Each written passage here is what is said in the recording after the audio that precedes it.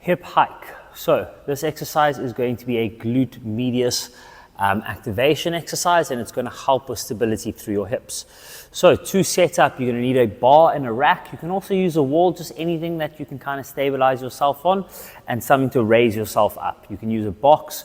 You can stack a few plates on top of one another. It doesn't really matter. So when you're going to set yourself up, you're going to set up on the edge of your box or whatever you have to raise yourself off of the surface. From here, you're going to have a slight bend in your knee, right? Between 10 and 20 degrees. That knee bend stays exactly the same the whole way throughout the movement, right? From here, remember that point, that's very important.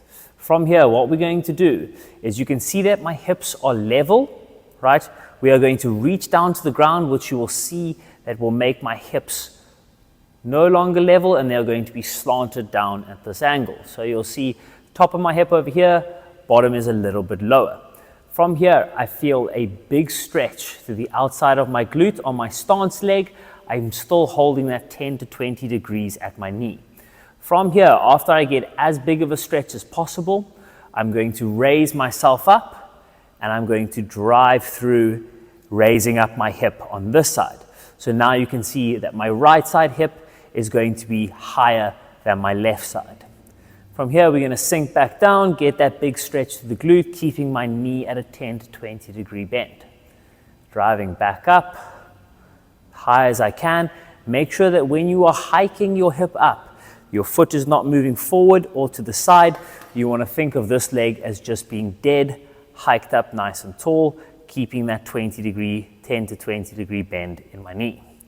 Let's go through a couple reps, sinking my way down, big stretch in my glute. Driving my hip up, down, and up. Make sure that you keep eye movement forward and you're not looking down. If you look down, you're going to go into more of a hinge, and we don't want that. We want to keep our hips all the way through and a slight bend at our knee. Remember to take your time in this exercise. Move at a tempo of about 5 seconds per rep on the way down and 5 seconds per rep on the way up.